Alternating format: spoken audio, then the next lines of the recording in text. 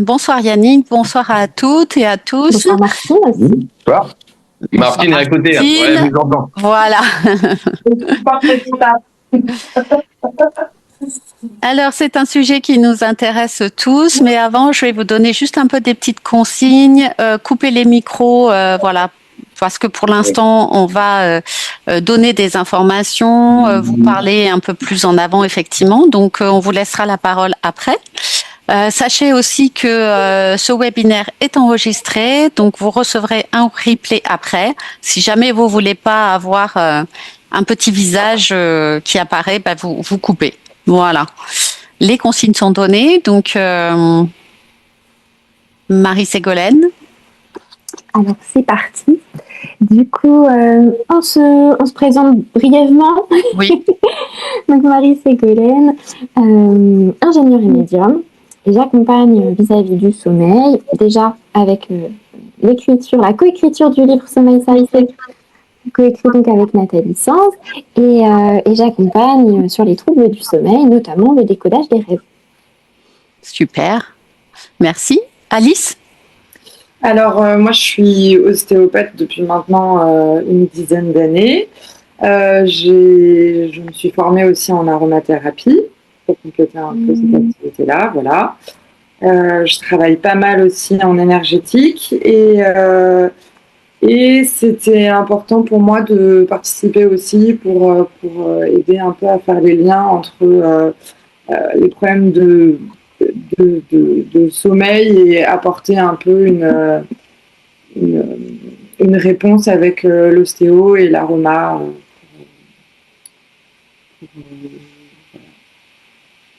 Alors, je vous laisse. Alors, je vous demande un instant parce que j'ai une personne qui apparemment n'a pas reçu le lien.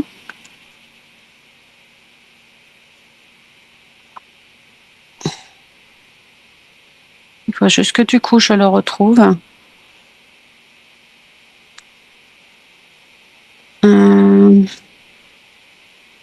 Est-ce que tu veux que je te le mette en copier-coller tout de suite dans le chat? Je l'ai sous la main. C'est bon, je l'ai.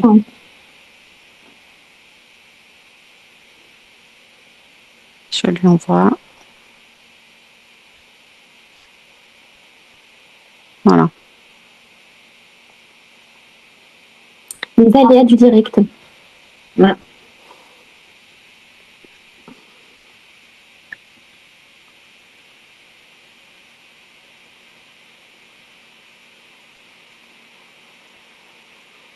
Voilà, donc ça, je lui ai envoyé.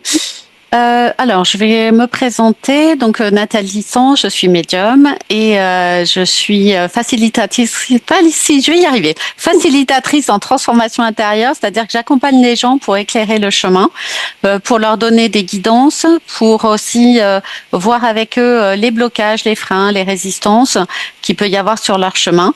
Également pour lever, si c'est nécessaire, les restes ou les résidus ou les traces, les empreintes des vies karmiques et du transgénérationnel. Voilà. Et du coup, Marie-Ségolène, à toi à nouveau. Allez. Je reprends le fil pour poser la thématique de ce moment d'échange qu'on a ce soir ensemble. On voulait, avec Alice et Nathalie, faire un focus sur s'endormir. Qu'est-ce que c'est s'endormir déjà? Et bien sûr, on va vous parler ce soir de situations concrètes sur les troubles de l'endormissement et voir en quoi en ostéo et en aroma, entre autres, on peut apporter des solutions et du confort.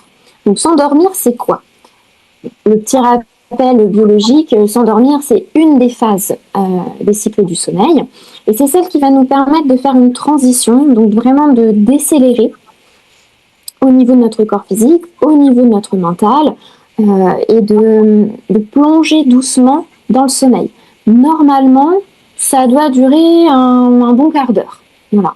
Il y a des personnes, bien sûr, qui s'endorment très très vite, et il y a des personnes, c'est ce qu'on va creuser ce soir, qui vont avoir plus de mal à justement traverser cette phase d'endormissement qui est la porte vers le sommeil. Une fois qu'on s'est endormi, on va pouvoir plonger par exemple dans le sommeil lent, et là voilà, la décélération est complète, Et puis ensuite, on va pouvoir enchaîner des phases de sommeil profond, des phases de sommeil paradoxal. Et cette phase d'endormissement, en fait, va revenir aussi entre les différentes phases de notre cycle. Du coup, on peut avoir aussi des soucis de réendormissement. Voilà. On va en parler aussi ce soir. Mais ce qu'on peut garder en tête, c'est que l'endormissement, c'est cette phase d'un gros quart d'heure qui doit nous permettre de ralentir pour plonger vers la suite sereinement. Du coup, ce soir, on va vous parler de 4 cas, 4, on va dire, grandes familles de types d'endormissement perturbés. On va essayer de vous partager les cas, on va dire, plus concrets, dans le sens où, voilà, on va peut-être prendre des exemples qui sont très ciblés. N'hésitez pas à poser des questions derrière, bien sûr, sur vos cas que vous avez pu rencontrer, parce que le trouble de l'endormissement, il peut venir à un moment de notre vie ou revenir de temps en temps ou s'installer, de l'endormissement ou du réendormissement.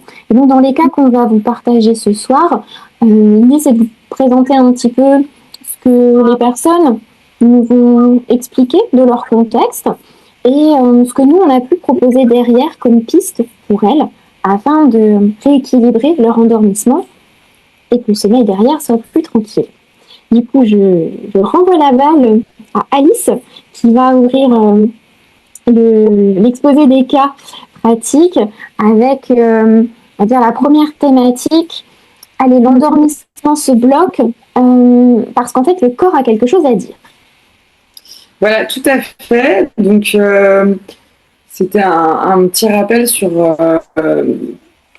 principalement quand même l'importance de laisser la température corporelle descendre au moment de l'endormissement et de la pièce et du corps. Mais du coup, la pièce parce que le corps. C'est-à-dire que baisser la température, dormir dans une chambre fraîche, l'idée c'est de permettre au corps de laisser sa température pouvoir baisser et d'être dans un environnement adéquat en fait, pour.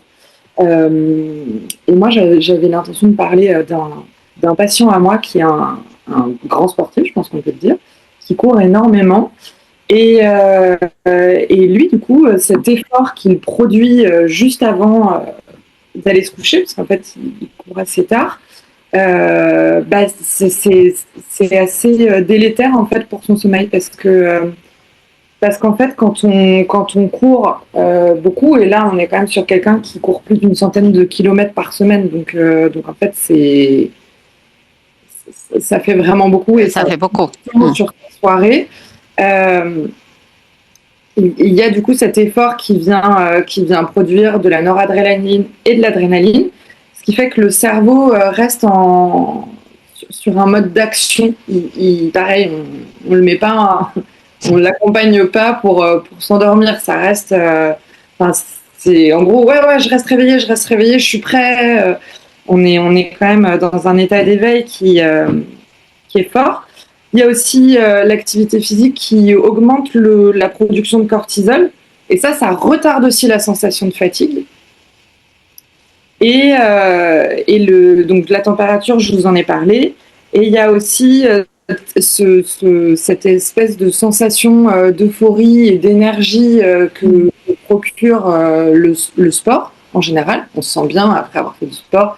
On peut avoir un regain d'énergie qui est très agréable, mais qui du coup aide pas trop non plus pour s'endormir.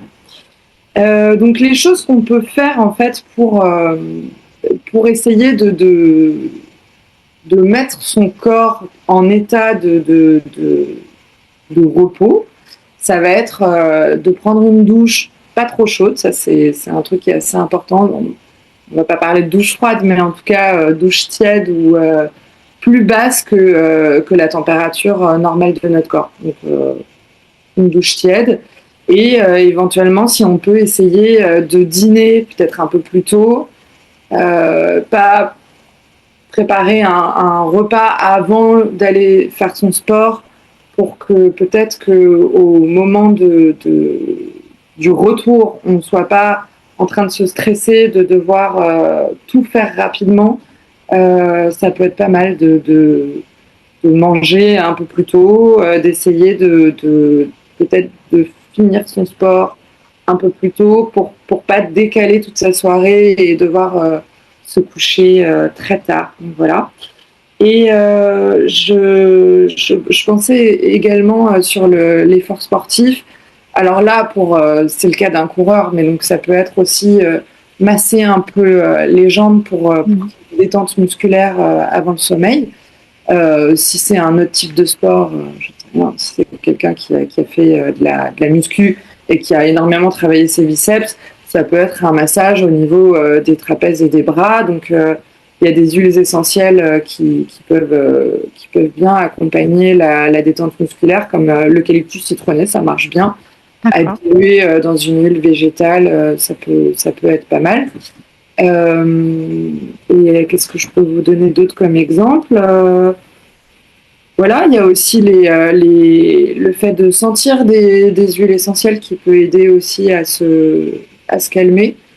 Donc on peut en mettre quelques gouttes au niveau des poignets et puis faire des respirations plusieurs à la suite, 5 ou 6, ça peut être pas mal. Donc on peut utiliser une huile qu'on aime bien, c'est quand même mieux, donc c'est important de les sentir avant, mais on peut citer la camomille romaine, il y a la lavande fine, le petit grain de bigaradier aussi, en général, il aide bien à calmer. Voilà, ça me semble... En fait, merci Alice. En fait, ce que tu décris, en dehors du fait d'avoir une activité sportive très intense, parce que là c'est un coureur vraiment, c'est d'avoir un sas en fait de décompression. C'est un petit peu comme les plongeurs avant de remonter quand on est allé très bas, il y a des paliers. Donc pour pouvoir favoriser l'endormissement, c'est de mettre ce palier-là entre. Parce qu'on peut pas passer d'une activité à une non-activité d'un coup, en fait. C'est important d'avoir un sas, et comme tu dis, d'anticiper un peu, c'est-à-dire de préparer sa chambre un peu avant, de préparer effectivement. Alors on sait tous, on a des tâches ménagères des fois. Mais peut-être qu'on peut dire, ça, je peux le reporter à demain, je vais pas le faire maintenant, parce que du coup, ça va me retarder.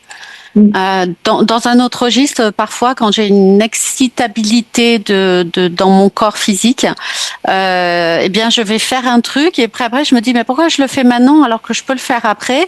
Là, c'est le moment d'aller me coucher, tu vois. Mais parce que mon corps, il a de l'énergie, beaucoup de choses.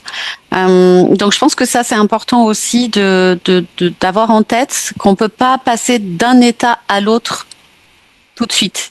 Immédiatement, d'autant plus quand on a eu une stimulation intense.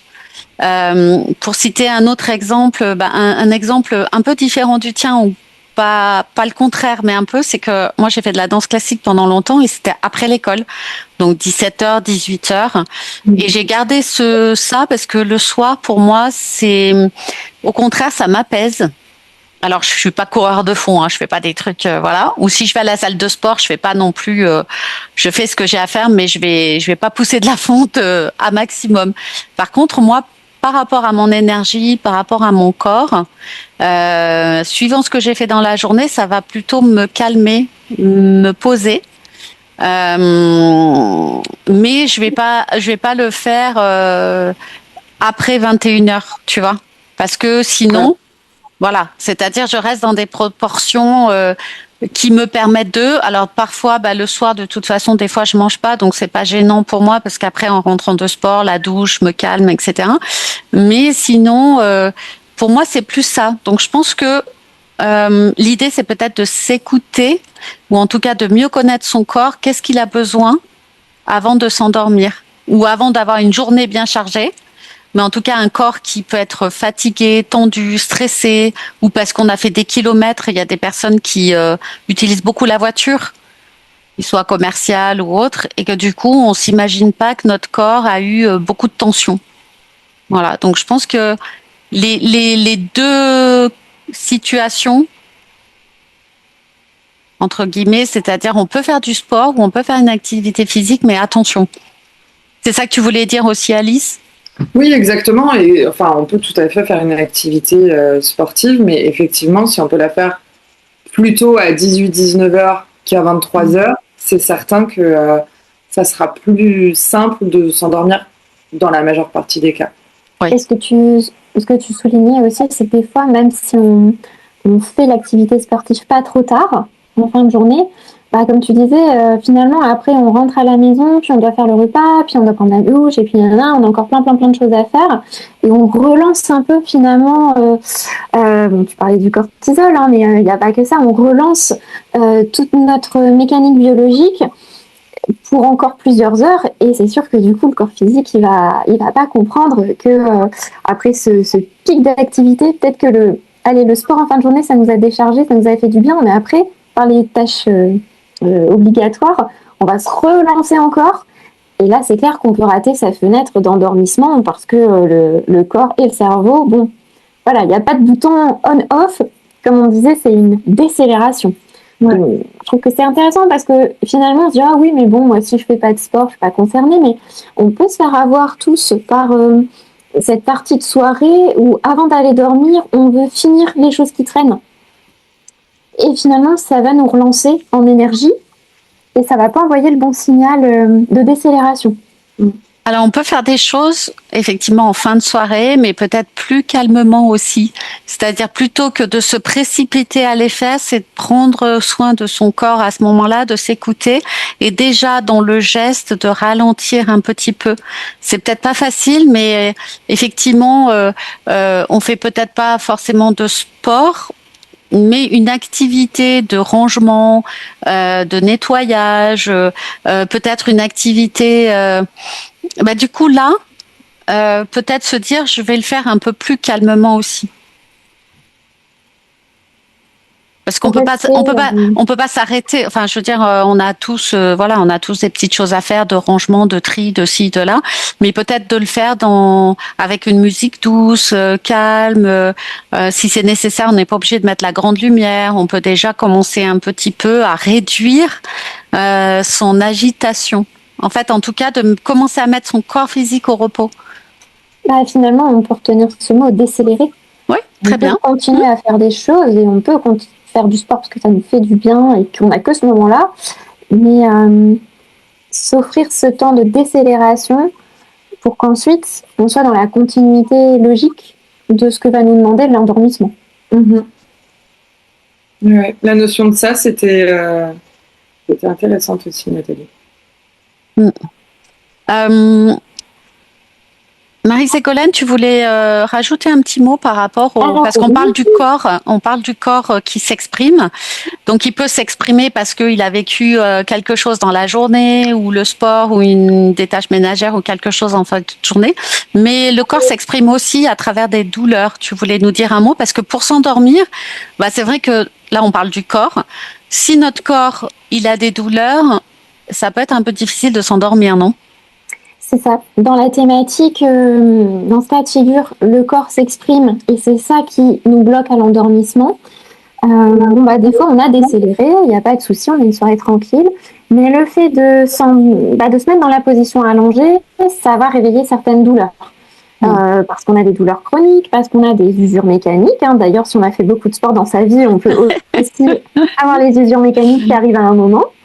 Et peut-être que justement, on a réussi à bien s'endormir pendant des années, mais au bout d'un moment, voilà, si c'est chronique, si c'est de l'usure, le fait d'être en position allongée, ça va venir mettre des pressions sur certaines zones du corps. Et si le corps n'est pas suffisamment dans le confort, c'est évident que voilà, il va réveiller soit de la douleur, soit au moins de l'inconfort. Et quand le corps s'exprime comme ça, il peut pas lui se dire ok, je me lance dans le sommeil derrière. Donc ça peut même être une douleur qui se réveille suite à une chirurgie ou quelque chose vraiment d'extérieur. Et ce que je voulais partager peut-être comme piste, qui sont dans l'univers d'Alice, bien sûr l'ostéopathie, parce que l'ostéopathie, à titre personnel, moi ça m'a beaucoup aidé sur les douleurs chroniques, sur les usures mécaniques. Voir l'ostéopathe plusieurs fois par an pour justement soulager ces douleurs qui... elles sont pas là la journée, il n'y a pas de souci, on bouge, on fait ce qu'on veut, mais le fait d'être allongé, encore une fois, ça met des pressions dans d'autres zones du corps. Et l'ostéopathie, en tout cas, je trouve que c'est un recours qui permet de dépressuriser. Je voulais évoquer aussi d'autres techniques, les techniques dont on commence beaucoup à parler aussi sur les fascias. tout le travail qu'on peut faire sur les fascias et les exercices qui mobilisent les fascias qu'on peut faire à la maison. Moi, j'ai eu la chance de faire du Moon's Floor. La technique est vraiment là-dessus. Et il y a même des exercices qu'on peut justement refaire chez soi. Quand on est dans son lit et qu'on voit que ça coince et qu'on ne peut pas s'endormir, on se relève 5 minutes, on fait quelques exercices très simples. En plus, c'est des techniques qui sont basées sur l'hyper-lenteur, puisque c'est ça qu'aiment les fascias. Et du coup, peut-être je te renvoie la balle, Alice. Au niveau de l'aroma, de l'aromathérapie, qu'est-ce que tu pourrais conseiller pour aider aussi? Parce qu'on dit, bon, ok, j'ai compris. Le corps me dit que la position allongée, c'est pas ce qu'il préfère. Alors bien sûr, petite parenthèse, évidemment, adapter sa literie. Mais est-ce qu'en aromathérapie, il y a des petites choses qui peuvent venir nous aider et nous apporter plus de confort? Alors, oui. Déjà, cibler, si c'est possible, la zone qui est douloureuse, c'est-à-dire que quelqu'un qui a mal au cou, il peut effectivement utiliser des huiles essentielles pour masser un peu le cou, les épaules, pour se détendre. Donc, c'est pareil sur les huiles. Je pense que celle que j'avais conseillée tout à l'heure en olfaction, elle fonctionne aussi très bien sur le musculaire. La lavande, le petit grain bigaradier et la camomille noble, elles ont toutes des effets calmants et c'est pas que apaisant pour l'esprit. En fait, c'est que c'est des huiles aussi la lavande, elle est vraiment calmante pour tout le système musculaire aussi. Le système neuro, enfin c'est très efficace. Donc ça peut être effectivement quelques gouttes d'une huile essentielle pour se masser un peu en fonction de la zone, le cou, les épaules. Si c'est un peu de stress, on peut en mettre un petit peu au niveau du plexus, mais on en parlera, je crois, un peu. Donc voilà. Et après, je reviens à la literie. Ce qui est important aussi, c'est d'essayer d'adapter le couchage. En fait, si par exemple on a mal au dos, peut-être que mettre un petit coussin sous les genoux, ça va venir absorber un peu plus la cambrure et permettre de moins cambrer le dos, d'avoir moins mal et d'être dans une position qui sera peut-être plus favorable pour s'endormir. Alors, pour rebondir sur ce que tu dis, Alice, c'est qu'à un moment donné, j'avais une difficulté au niveau d'une hanche et le fait, comme je dors sur le côté, de mettre la jambe comme ça, mais elle était trop basse et donc du coup, avec un oreiller, avec un support, permettait de soulager la hanche et la douleur. Donc, effectivement, d'adapter, de trouver des stratégies. On peut rester dans le lit aussi et peut-être faire les massages, mais peut-être des petits mouvements, des petites choses. On n'est pas obligé de se lever. On peut se lever pour faire des exercices, mais on peut rester dans le lit pour pouvoir aller soulager. Et ce qui fonctionne aussi au niveau du corps, comme les émotions, c'est la respiration. Parce que quand on a mal, on va se serrer au niveau de la respiration. Et du coup, on a moins d'oxygène. Et si on a moins d'oxygène et de respiration, on accentue la douleur. Donc, pensez à la respiration en conscience pour aller ouvrir aussi et relâcher en profondeur. Et ça marche bien quand on a des douleurs et même des douleurs chroniques. 3 minutes, 5 minutes, vous faites une respiration en conscience, c'est-à-dire plus ample. Ça va vraiment amener un soulagement. Et on peut le faire allongé, tranquille, une main sur le ventre, une main sur le thorax et pensez à ça parce que du coup, ça aide. Tout à fait. Et tu parlais de dormir sur le côté et de coussins. Je conseille souvent, moi, les coussins de grossesse, en fait. Ah oui, très bonne idée. Parce qu'il y a les petites billes, donc ça peut bien s'adapter. Et pour les personnes qui dorment sur le côté, c'est très facile de le caler sous une jambe. Ça, c'est bien. Et une autre chose aussi, c'est en parlant de fasciathérapie, Marie-Ségolène, c'est que pour avoir fait des séances, j'ai eu des fois des moments où le corps était extrêmement tendu et avec une couverture alourdie, ça m'a permis de prendre conscience à quel point il y avait une tension des fascias mais musculaires et ça m'a permis de relâcher aussi. Oui, on disait finalement tout à l'heure le mot décélérer, mais pour l'endormissement, il y a aussi le mot relâcher. Et là, dans le corps s'exprime, oui, quand il relâche pas une partie de notre physique, c'est qu'il nous donne pas le feu vert pour passer à la suite. Moi, j'avais une petite question pour Alice. Quand tu parlais des huiles essentielles, de la partie olfactive, on a compris, on pouvait s'en servir en massage, mais la partie olfactive, est-ce que c'est juste sentir le bouchon de la petite bouteille ou est-ce que c'est une diffusion avec un appareil adapté? Alors, ni l'un ni l'autre. Alors, il y a différentes façons de faire. Quand on parle d'olfaction en aroma, on parle vraiment du fait d'en mettre un petit peu au niveau des poignets et de venir inspirer au niveau des poignets. D'accord. Et du coup, je rejoins Nathalie là-dessus. En général, moi, je conseille de le coupler à des exercices de respiration. Prendre le temps de faire des grandes inspirations, grandes expipes, histoire de vraiment doubler. Ouais, c'est pas juste je respire et tout va bien, quoi. Non. Je me fais mon shoot d'huile et hop, c'est bon. Non. En revanche, c'est vrai que on peut aussi parler de diffusion. Et là, c'est dans la pièce. Et c'est tout à fait valable aussi. Ça va pas forcément être... quoique, non. Même les mêmes peuvent être utilisés en diffusion si on aime bien l'odeur dans la pièce un peu avant de dormir pour se créer un espace vraiment agréable, de calme et de bien ralentir.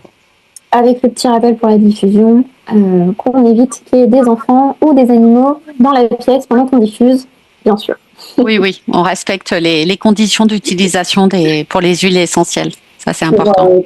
Pour éviter une diffusion trop active, ce qu'on peut faire, donc trop active égale avec des appareils de diffusion. Et là, on peut en mettre pour les enfants, par exemple, à partir de 6 ans. C'est le... Voilà. Il faut retenir, il y a des huiles qu'on peut utiliser avant 6 ans. Quand on ne connaît pas et qu'on n'a pas fait appel à quelqu'un qui connaît, on se dit pas avant 6 ans pour les huiles essentielles. Et seulement celles dont je suis en train de parler là, donc la lavande et la camomille pour la diffusion pour des enfants. Pour les adultes, c'est pas les mêmes choses.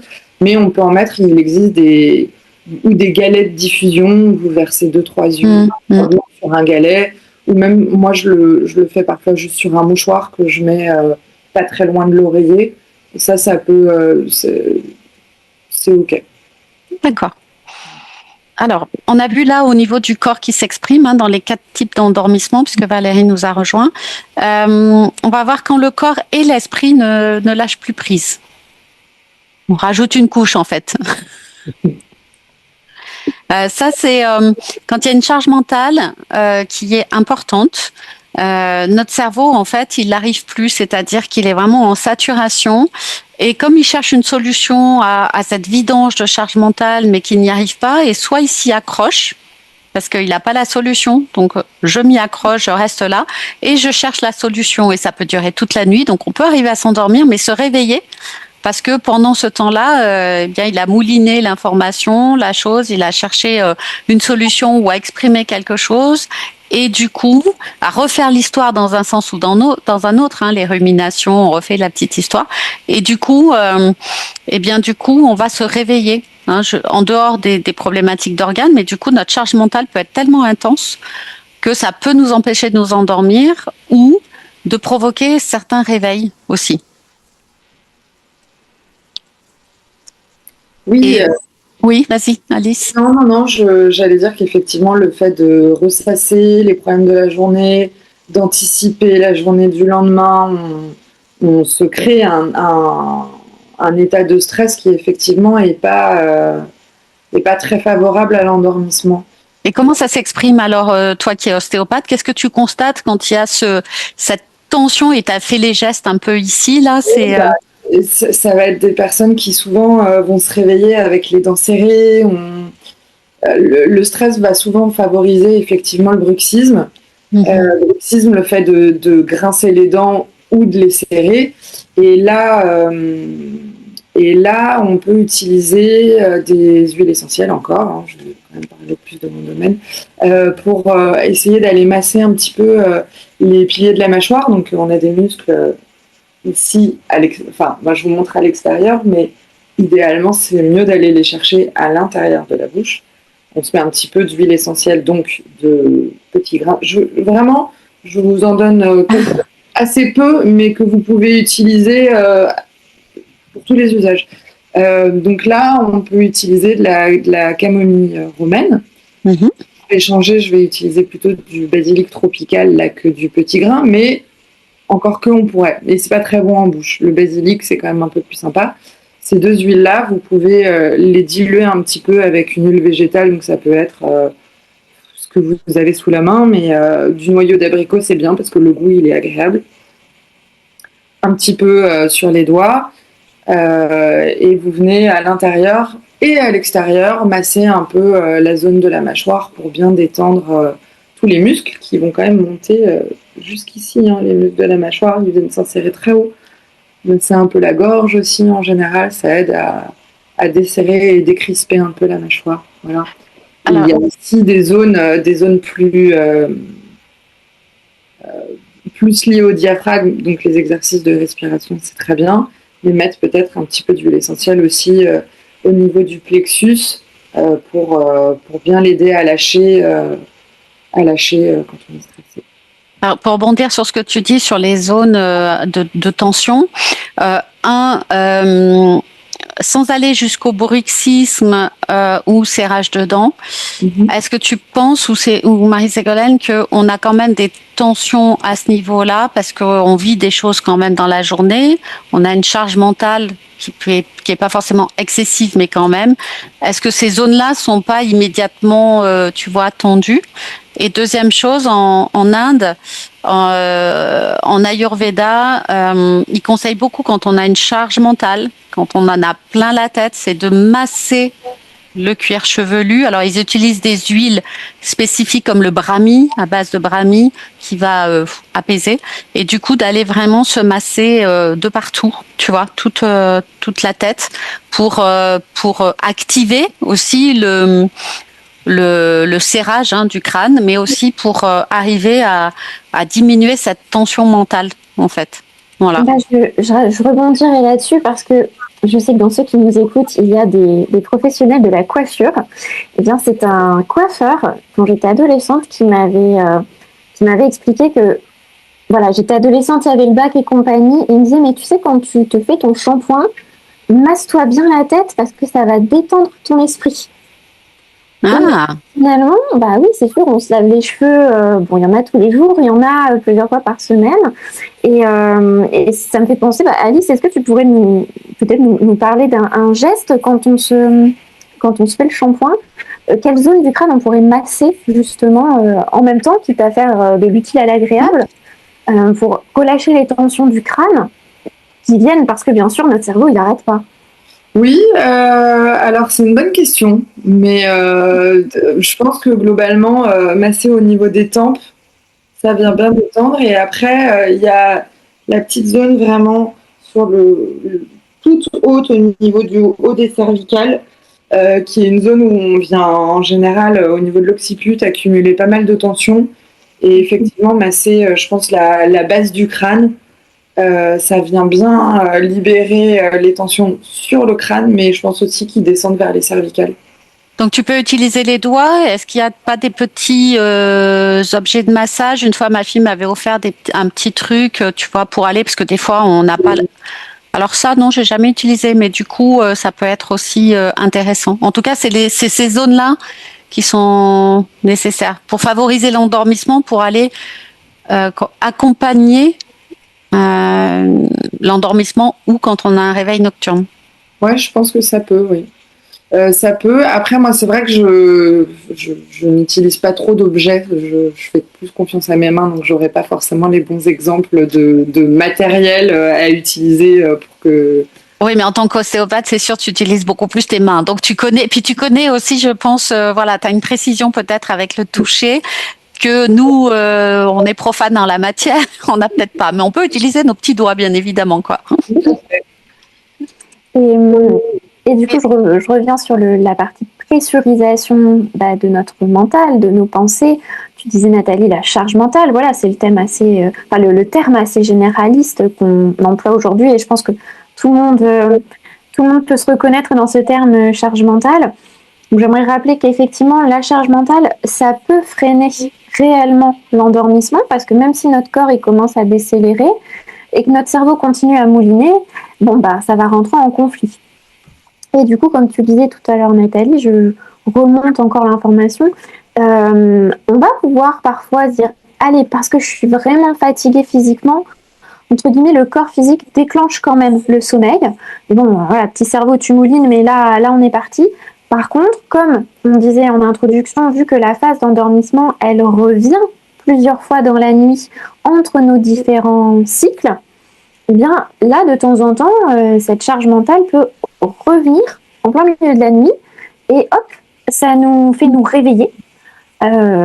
Et du coup, c'est un petit peu comme si, sur le début de la nuit, notre fatigue peut-être physique avait réussi à prendre le pas pour nous entraîner dans le sommeil. Mais attention, parce que ça peut nous rattraper quelques heures plus tard, en plein milieu de la nuit. Et du coup, est-ce que là-dessus, on peut peut-être vous partager quelques rappels d'huile essentielle pour se dire que, on essaye d'apaiser le mental en début de cycle pour se donner les meilleures chances que le reste de la nuit ne souffre pas de réendormissement perturbé. Alice, est-ce qu'il y a encore le trio? C'est les mêmes, le trio. Qui nous parle? Oui. Voilà. Ouais. Oui, j'avais volontairement essayé de sélectionner que quelques huiles comme ça. À force de les répéter, je pense que les gens vont les retenir. Et effectivement, moi, ma solution, je les garde sur ma table de nuit. Voilà, ça c'est bien, c'est d'avoir une trousse de secours en fait, c'est d'avoir à portée de main, parce que si on va à la salle de bain, on va se lever, mettre la lumière, blablabla, mais peut-être se dire là je suis en période de stress parce que j'ai une charge mentale, il m'arrive des choses, j'ai une situation un peu complexe à penser, à gérer, peut-être avoir des huiles essentielles, mais peut-être d'autres choses qui permet de tout de suite rapidement tendre un peu le bras et d'avoir les éléments. Il y a une chose aussi qui peut être, c'est de prendre un temps d'observation. Quand on parlait en début de webinaire d'avoir un sas de décompression, de décélération, c'est de se dire ok, j'ai une charge mentale, avant d'aller me coucher, je vais peut-être poser par écrit ma charge mentale. C'est-à-dire de passer par l'observation des faits. Quel est le fait FAIT que je suis en train de vivre pour revenir dans l'état présent et se dire je vais le poser là, je vais l'écrire. J'ai peut-être pas la solution aujourd'hui, mais je vais dire à mon mental, écoute, laisse-moi dormir. La nuit porte conseil. Hein. Et demain, j'aurai peut-être des solutions ou pas, mais en tout cas, je peux faire une pause, mais en passant par l'observation des faits. Quel est le fait? Parce que du coup, sont associés, on a mis le corps et le stress, on va parler des émotions après, mais que du coup, ce fourre-tout, on en a tellement dans la tête qu'on ne comprend plus rien non plus. Cette charge est tellement lourde que peut-être l'écrire, et avant de s'endormir, d'avoir un petit cahier, un carnet et d'écrire, aujourd'hui, quelle est la situation qui m'a le plus préoccupée ou qui me préoccupe et pour revenir à une sorte de cohérence. Tu vois et d'ailleurs, cohérence, l'exercice de cohérence cardiaque. Voilà, tu vois, de se remettre, très efficace. Et la cohérence cardiaque, dans ces cas-là, avant de s'endormir, ça marche quand même sur beaucoup de profils. Quand même on est dans cette charge mentale. Même dans les réveils nocturnes, c'est-à-dire si on se réveille et que on repense à ce qui nous arrive, notre situation, on a un petit carnet à côté, on peut noter, renoter ou noter ce qui me préoccupe une bonne fois pour toutes, c'est bon, ça marchera peut-être pas forcément tout de suite, mais en tout cas, ça entraîne le mental à faire des coupures dans son petit programme et de pouvoir aussi réfléchir peut-être à une stratégie d'action plutôt que d'avoir cette charge là au-dessus. C'est-à-dire, c'est comme si je la soulevais un peu, je crée un peu un espace. Justement, quand tu fais ce geste, je pense à un casque. La charge mentale, c'est comme un casque. Et c'est bien de visualiser qu'on peut poser ce casque avant de s'endormir. Et il y a un exercice qui est aussi très vulgarisé et qui marche dans pas mal de profils quand on a ce casque. C'est le fameux exercice où on va se dire je nomme 3 choses que je vois dans la pièce. Ensuite, 2 choses que j'entends dans la pièce. Vous savez, les exercices où on passe par les sens de la tête. où comme ça on fait un décompte. Alors ça peut être 5 choses que je vois dans ma chambre, et on n'est pas obligé de les regarder, on peut avoir les yeux fermés, mais voilà, on les visualise dans sa tête. 4 choses que j'entends, 3 choses que je sens sur ma peau, et dans la plupart des cas, on n'arrive pas à 1, parce que le fait de se reconcentrer comme ça, de forcer entre guillemets le cerveau à se distraire, à se concentrer sur ses sens à l'instant présent, il lâche l'affaire et on passe à l'endormissement. C'est ça. Et tu as aussi un autre exercice, c'est la contraction des muscles, c'est-à-dire, alors ça marche pour le corps quand on est tendu, on se dit ah ben non mais je vais pas, mais si serrez tout quelques minutes et vous relâchez. Et tu peux le faire d'un côté de l'autre, c'est-à-dire je serre que le côté gauche, le poing gauche, le bras, la jambe, tout d'un côté, même j'essaye de serrer que d'un côté et je relâche et puis après je passe à l'autre.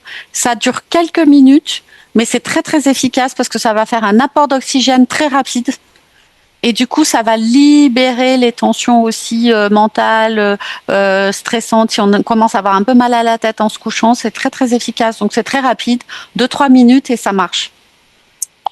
Et tu parlais, Alice, du trio, du quatuor qu'on peut avoir dans sa petite trousse à outils sur la table de nuit. Il me semblait qu'on avait évoqué une fois le Ravinsara. Oui. Est-ce que Ravinsara a des particularités plus pour la charge mentale, plus pour la charge émotionnelle, plus pour le corps physique? Alors le Ravinsara, il va aider en fait à recaler le cycle du sommeil.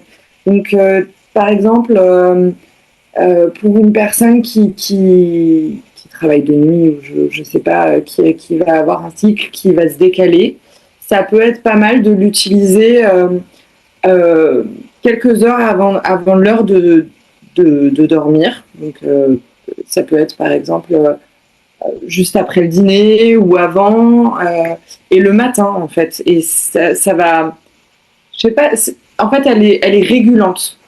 Régulatrice ou je sais plus comment on dit, mais elle va permettre donc d'essayer de progressivement venir recaler le sommeil sur des cycles plus normaux. Donc je dirais qu'elle a plus une activité physique que par exemple quelqu'un qui a un problème de stress. C'est pas forcément, ça peut, hein, encore une fois, on a tous des huiles qui vont être plus proches de nous. Par exemple, la lavande, on sait qu'il y a des personnes qui détestent cette odeur, et typiquement, c'est pas du tout ce qu'on va leur conseiller pour se calmer et s'endormir si c'est une odeur qui leur plaît pas. C'est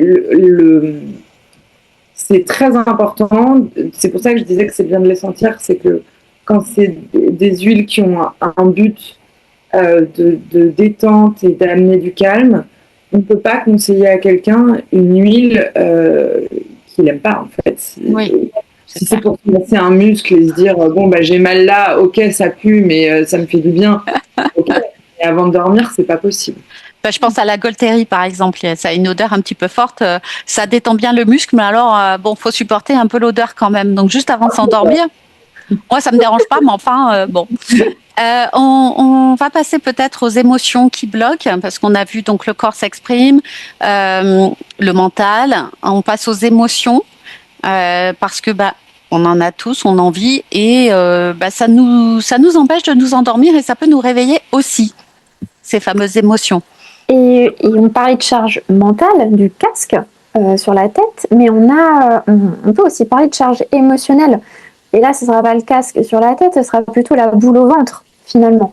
Alors, elle peut être plus basse dans le ventre, elle peut être plus au niveau du plexus, mais ça va venir nous pressuriser, nous tendre. Du coup, dans ces cas-là, on sent vraiment l'expression, le poids sur la poitrine. Alors, pour donner un exemple, ça peut être cette charge émotionnelle parce que on vit quelque chose de conflictuel ou parce qu'on a des peurs dans notre quotidien, dans notre journée.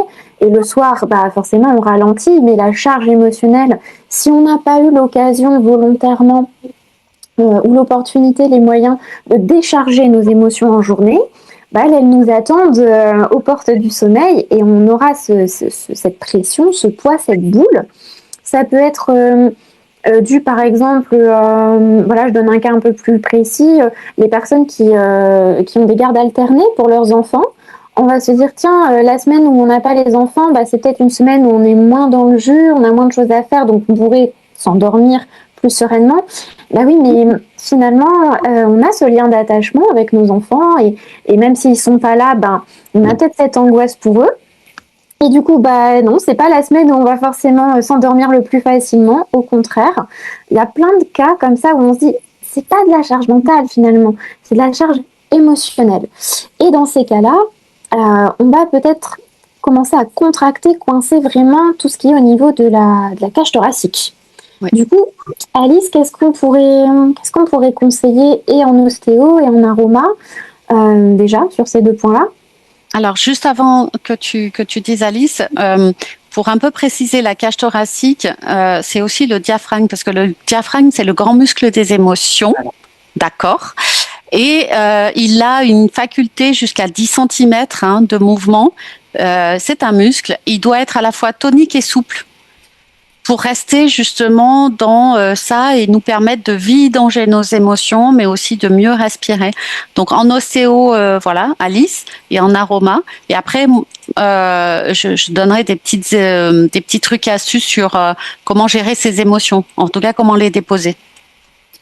Alors effectivement, en ostéo, moi, tu dois le voir souvent pour des problèmes de stress, et effectivement, le diaphragme, on le retrouve dans, je veux dire 90% des cas, pour laisser une petite marge il est quand même toujours un petit peu là dans ces cas-là, donc c'est effectivement un muscle qui prend, quoi. Et quand on me dit je me sens bloquée, j'ai l'impression d'avoir une oppression sur la cage thoracique, souvent en fait c'est des patients qui ont besoin qu'on vienne vraiment travailler dessus, et là pour le coup c'est en consultation, et ce qu'ils peuvent eux faire chez eux, c'est ce dont on a parlé tout à l'heure, des exercices de respiration où on va vraiment essayer. Le fait de faire ces exercices de respiration, il faut bien comprendre que c'est un peu comme si on massait le diaphragme, quoi. En automassage, tu veux dire, quand on respire, on s'automasse finalement. La respiration, les exercices de respiration, effectivement, ça vient vraiment détendre le diaphragme, ça le masse. Donc c'est un peu de l'automassage. Et sur les huiles essentielles, sur le diaphragme, on peut utiliser toujours la camomille noble, je vais encore et il y a l'estragon qui fonctionne bien aussi. Oui, c'est vrai, oui. Parce que l'estragon sur le système digestif, effectivement, et comme quand on a des émotions, c'est le système digestif qui en prend plein pot, et du fait que le diaphragme est bloqué. Oui, l'estragon, effectivement. Tu vois, j'avais oublié celui-là. Et le basilic aussi, tu parlais du basilic, mais comme l'eczéma... Même famille, basilic tropical et estragon, quelques gouttes ou pures, ou on les dilue dans un petit peu de... moi, j'aime bien l'huile de noyau d'abricot dont j'ai parlé tout à l'heure, parce qu'en plus, elle a un effet assez profond, c'est-à-dire qu'elle passe bien les différentes couches de tissu, donc pour aller au diaphragme, c'est très bien. C'est pas, en gros, je conseillerais pas du noyau d'abricot pour un effet cutané, mais quand on veut aller sur un muscle comme le diaphragme, il faut passer les côtes, pour atteindre cette couche musculaire-là, le noyau d'abricot, c'est très bien. Donc, un peu de noyau d'abricot et de l'estragon, par exemple. Et on va venir masser au niveau des piliers du diaphragme. Donc là, j'aimerais vous montrer, mais c'est un petit peu compliqué parce que c'est dans mon dos. Donc, je vous invite plus à aller regarder une petite planche anatomique sur Google pour voir les insertions du diaphragme et voir à quel niveau... Grosso modo, si vous visez sur les côtes basses derrière, les dernières côtes et proches de la colonne, vous vous rapprochez. Sous le soutien-gorge, en général, là, on arrive sur les zones... désolé messieurs, mais en général, vous voyez quand même où c'est. Bon, même si ça déborde un peu, c'est pas gênant, voilà. Si on n'a pas l'anatomie en tête, on peut quand même. C'est des zones, voilà. Tu nous indiques des zones et ça c'est chouette. Sous la poitrine, en fait, au niveau du thorax moyen, enfin la partie moyenne de vos côtes à peu près. Là, vous pouvez aussi masser. Ou juste mettre 2-3 petites huiles au niveau du sternum, ça fonctionne aussi. Et juste pour finir sur la partie huile, avant que Nathalie tu nous partage des exercices de respiration, je voulais revenir sur la peur. Parce qu'au final, oui, la boule au ventre, l'angoisse, tout ça, on dit stress, mais si on va un peu plus loin, c'est souvent la peur qui va venir créer ces tensions-là. Et du coup, peut-être remonter aussi l'information que c'est important d'aller chercher l'origine de sa peur. C'est-à-dire que là, on parle de choses ce soir pour essayer que chacun puisse avoir une piste à creuser, mais on rappelle qu'il faut se l'approprier. Ce qui marche sur une personne ne va pas forcément marcher sur une autre à cause de l'origine de notre émotion ou à cause de l'origine de notre tension physique ou de notre charge mentale. Du coup, c'est important d'avoir en tête que on peut par soi-même trouver, ou alors nous, voilà, ce soir, on vous conseille des pistes, mais c'est important de se les approprier. Et pour se les approprier, aller chercher, c'est quoi exactement ma peur ? Et d'ailleurs, il me semble que en aroma, tu me corriges et tu reprends la balle, Alice. Plus on sera précis sur l'origine de notre blocage émotionnel, plus peut-être on pourra avoir un affinage aussi avec un conseil professionnel sur ok, moi mon profil, ça va correspondre à quoi exactement comme huile. Il y en a peut-être des plus précises. Alors, tout à fait. En fait, vraiment, ça va être très, j'allais dire patient dépendant, mais ça dépend vraiment du type d'angoisse, de peur, de stress, parce que moi, je fais la distinction quand même entre le stress et l'angoisse.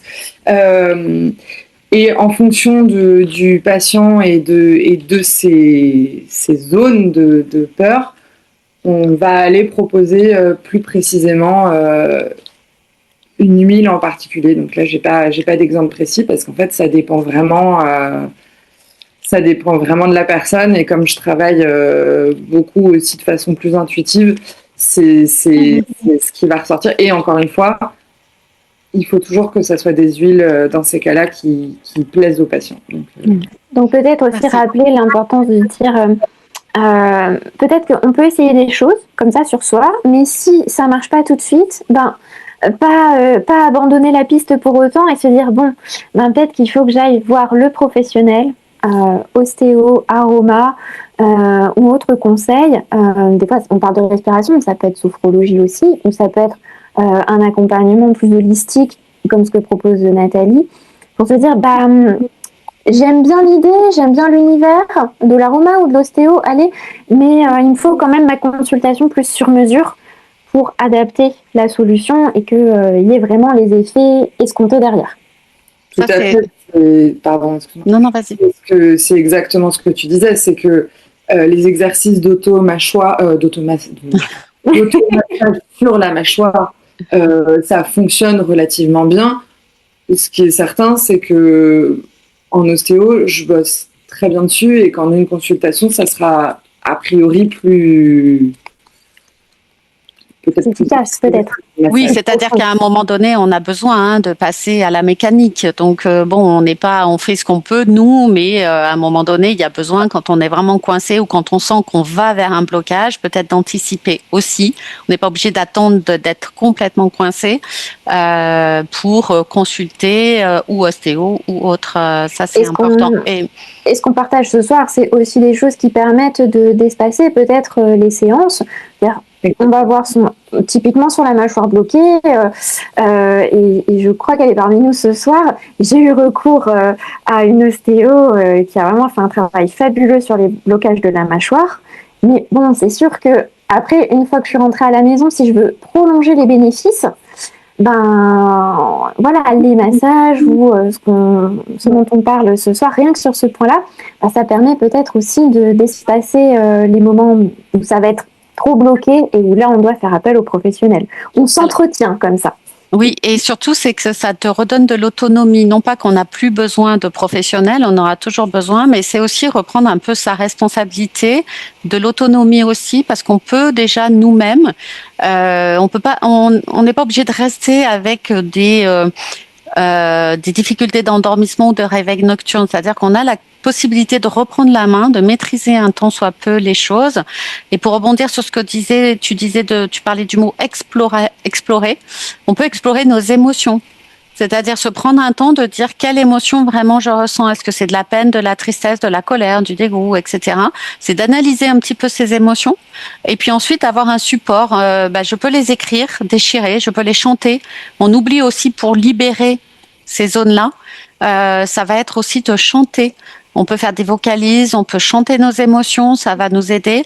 Une chose aussi qui peut être intéressante, c'est de bâiller. C'est-à-dire vraiment de se laisser aller à bâiller et de libérer aussi son larynx qui peut être complètement tendu.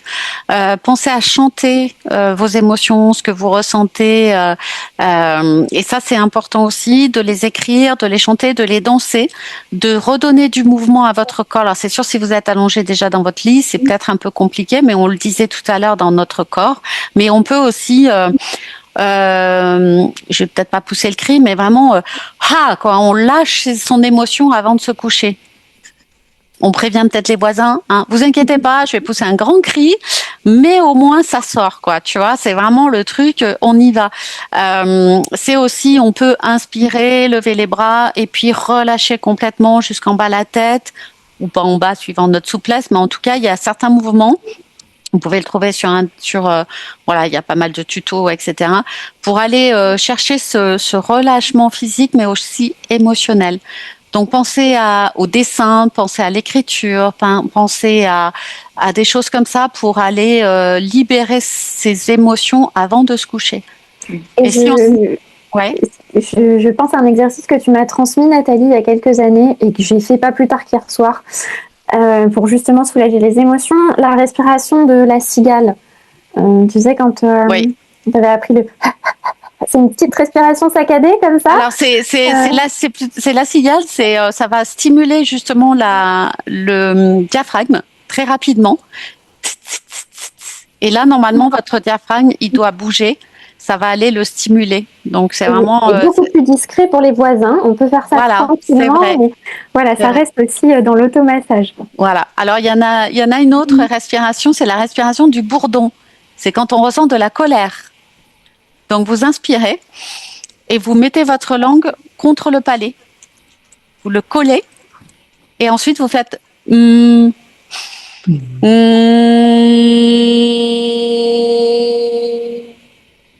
Et ça va, vous devriez sentir une vibration au niveau des sinus. Et ensuite, ça doit vibrer jusqu'en haut de la tête. C'est-à-dire, ça va libérer vraiment toute cette zone-là. Et c'est une respiration spécifique pour aller libérer la colère. Donc, c'est mieux que voilà.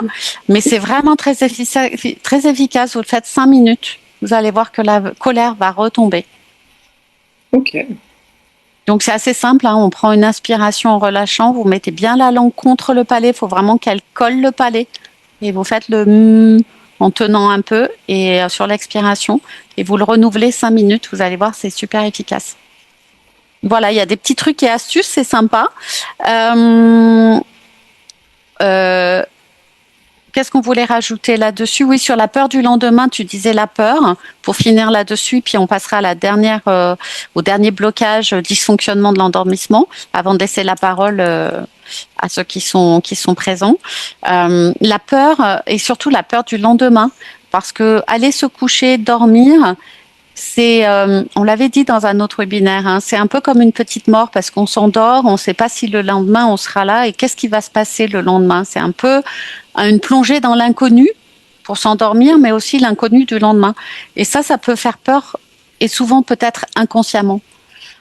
Donc voilà, il y a des choses peut-être à mettre en place là-dessus. Si vous avez du mal à vous endormir, peut-être qu'il y a cette peur de l'inconnu, peur de ce qui va se passer après. Je suis peut-être instable actuellement dans ma vie où j'ai des situations qui me rendent dans une instabilité émotionnelle, dans une instabilité mentale. Mais du coup, si j'arrive à les poser avant, mes petits tas, mes petits cailloux, mes containers avant, je peux arriver à m'endormir. Est-ce que vous voulez rajouter quelque chose Peut-être juste en conclusion, en tout cas, on parle beaucoup de charge mentale. On peut se dire aussi que les tensions physiques, elles sont entre guillemets plus faciles à détecter. Mais voilà, avoir l'attention sur sa charge émotionnelle. Et si c'est une charge, voilà, on peut reprendre les commandes et décharger. Soit, comme on l'a dit, avec ponctuellement l'aide d'un professionnel, avec une technique qui nous plaît, soit voilà, prolonger l'effet et au quotidien s'entretenir à décharger régulièrement toutes les émotions de sa journée. C'est une hygiène de vie qu'on installe et qui nous permet justement de participer à cette décélération. On pose notre poids, le poids de notre tête, le poids de nos émotions pour que dans notre lit, on puisse déposer le poids de notre corps. Et là, c'est l'autoroute pour un bon dodo. C'est ça, exactement, tout à fait. La dernière chose, c'était, on voulait parler aussi du rythme qui peut changer parce que dans notre vie, c'est pas forcément toujours linéaire. C'est parce qu'on peut partir en voyage, parce qu'il y a des choses qui changent. Et donc ça peut aussi provoquer des difficultés d'endormissement. Ça peut s'ancrer aussi dans le temps. Donc on a parlé du corps qui lui va exprimer des choses à travers des douleurs, à travers certaines tensions. On a parlé de notre mental qui a une charge mentale, des émotions qui peuvent nous donner quelque chose qui va s'enquister dans le temps et modifier notre programme d'endormissement. Tu parlais du rythme. Il y a un rythme du petit train, voilà, pour nous endormir. Et il y a aussi le fait de rythmes de vie qui peuvent changer, parce qu'on part en formation, parce qu'on part en déplacement, parce qu'on part en voyage ou en vacances. Et donc là, il va y avoir des fluctuations. Alice, tu voulais nous parler d'une expérience? Oui, moi, j'ai voyagé au Japon et on changeait régulièrement d'endroit et je me suis aperçue que, en fait, peut-être le fait de changer d'endroit régulièrement, mais en tout cas, le fait de dormir sur un matelas assez fin et sur un tatami, au début, on se dit, mon Dieu, catastrophe, ça va être infernal, c'est tout dur. En fait, j'ai super bien dormi et donc je ne sais pas si... j'imagine que l'activité de la journée où on était quand même en train de marcher, de visiter, n'y est pas pour rien et qu'on était plutôt fatigué. Mais contrairement à ce qu'on peut croire, moi j'étais persuadée que j'avais besoin, je dors sur le côté aussi, et donc j'étais persuadée qu'il me fallait un matelas qui absorbait un peu ma physiologie. Et en fait, non, je dors mieux sur des couchages fermes, donc parfois il faut tester. Pareil, sur le côté, on me dit de dormir sur les oreillers ergonomiques, là. Moi, c'est une catastrophe si je dors là. C'est pareil. J'ai terriblement mal au cou le lendemain. Donc, parfois, il faut sortir un petit peu de ce qu'on... Il faut tester, c'est exactement ce que vous disiez. Il faut se faire un petit peu... il faut expérimenter, il faut chercher à trouver des solutions qui nous conviennent individuellement. Globalement, c'est sortir de sa zone de confort dans tous les domaines pour pouvoir explorer d'autres choses, changer un peu ses habitudes et nous donner la possibilité de vivre notre sommeil de façon plus meilleure. Parce que du coup, si on est enquisté dans quelque chose, ça veut dire, alors on va peut-être pas changer de matelas, mais peut-être mettre un surmatelas, par exemple, parce que c'est peut-être trop mou, de changer, etc. Ou d'expérimenter au sol, changer l'oreiller, les huiles essentielles, autre chose. En tout cas, modifier des choses, observer, explorer, changer aussi des choses dans sa vie, et ça peut, et ce rythme-là de réveil nocturne peut aussi changer. Ségolène, notre expérience. Oui, le changement, en fait, finalement, n'est pas synonyme de perturbation de l'endormissement. Des fois, on est surpris. C'est vrai qu'on se dit, oui, le changement, il faut ma routine, il faut mon rituel, il faut ma stabilité. Mais justement, des fois, c'est parce que notre routine ne nous convient plus qu'on a un problème d'endormissement. Et le changement, des fois aussi, quand on est en vacances, on va dire, ah oui, je pars au camping, je vais forcément moins bien dormir qu'à la maison. Et pas forcément, parce que des fois au camping, j'ai un rythme de vie qui est moins stressant, donc ma charge mentale, elle est moindre. Donc, tiens, ce changement-là, il vient me dire, il y a tel domaine dans ta vie que tu pourrais faire évoluer, et ça te rééquilibrera ton sommeil. Le point, on va dire un peu plus, pour rester sur la thématique autre culture, Voilà, on apprend du Japon avec le partage d'Alice. En Scandinavie, pour le coup, ce que je trouve intéressant, c'est implanté culturellement que chacun, même si on partage le même lit, chacun définit son confort matériel. Donc chacun son type d'oreiller, chacun sa couette individuelle aussi. Et bah oui, parce que voilà, on l'a rappelé en introduction, il faut quand même des acquis biologiques. On dort mieux quand il fait plus frais. Donc le type de couette, bah, même si dans un couple, une couette partagée, c'est pas forcément la couette qui nous permet voilà, d'avoir la température qui convient aux deux. Donc ne pas hésiter aussi à dire bah oui, bah, la solution c'est peut-être que chacun ait sa couette, chacun ait son oreiller. Et des fois, on peut même pousser, si on peut se le permettre, dans le même cadre de lit, chacun a son matelas aussi, pour retrouver son confort de plus ferme, moins ferme. Encore une fois, ça nous rappelle que on est différent, on est unique. Et même si on partage le même lit, la même chambre, on a besoin quand même d'explorer son unicité et de s'offrir les conditions qui vont la respecter. Tout à fait, ça c'est important. Alors, à nouveau, une culture aussi, puisque je vais en Inde régulièrement. Donc, il y a la chaleur, parce qu'il n'y a pas toujours de climatisation. Donc, la chaleur, c'est quelque chose qui peut être difficile aussi, qui peut provoquer des réveils, parce que du coup, bah, on a chaud, donc on se réveille beaucoup plus souvent. Moi, ça m'arrive. Et il y a le bruit, parce que ça dépend où on est en Inde, c'est un bruit infernal, et même une clim peut être bruyante, même un fan peut être bruyant, il y a toujours un petit bruit. Les bruits de la nature, ça va, mais il y a toujours un truc. Donc au départ, au début, j'y allais avec l'attirail, les boules caisses, le masque, voilà. Et puis je me suis dit tiens, je vais peut-être faire autrement parce que je mets le masque, mais du coup je dors plus tard le soir et je loupe beaucoup de cérémonies le matin parce que dans les temples, les cérémonies du matin, c'est à 5-6 heures du matin. Et du coup, bah, je l'ai enlevé. La nuit, pour m'endormir, j'avais de la difficulté parce qu'il fallait que ça soit dans le sombre. Et en fait, je me suis habituée à m'endormir avec de la lumière, mais sans mettre mon masque de nuit. Et du coup, c'est beaucoup plus facile, même ici, c'est beaucoup plus facile pour moi maintenant de m'endormir alors qu'il peut y avoir de la lumière. Ça me dérange moins. Alors que, voilà, au départ, là-bas, c'était 2 critères qui étaient très importants pour moi, le bruit et la chaleur.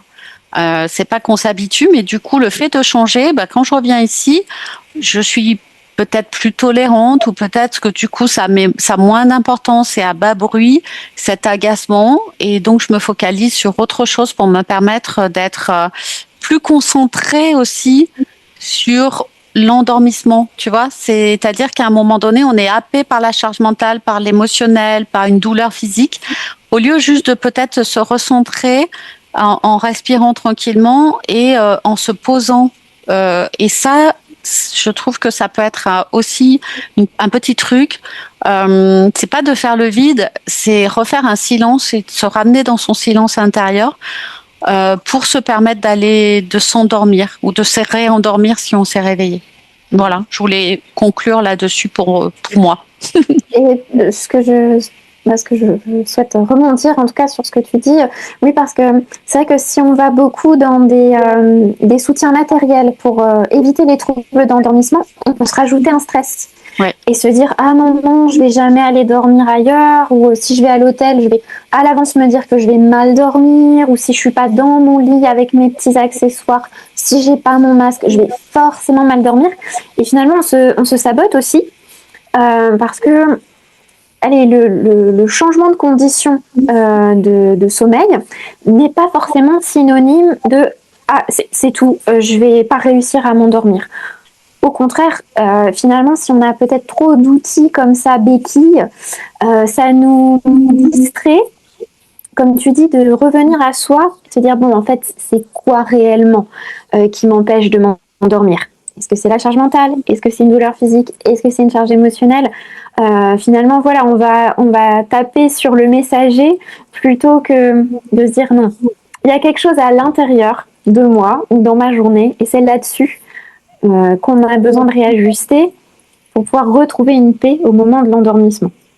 Et ça peut être justement, comme tu dis, le messager, c'est quand j'entends le message que ce soir, je galère un peu pour m'endormir ou mes réveils, ou je me réveille plusieurs fois. Ok, j'ai conscientisé qu'il y a quelque chose. Demain, ça sera mieux parce que j'en ai pris conscience. Donc, j'ai reçu le message et je vais en faire quelque chose. Ça va peut-être prendre une nuit de plus, une deuxième nuit, mais finalement, je vais y arriver parce que j'ai modifié des choses dans ma journée qui vont me permettre d'accéder à ce fameux endormissement et d'avoir moins de réveils nocturnes aussi. Bien sûr, on n'a pas parlé là de l'alimentation, etc.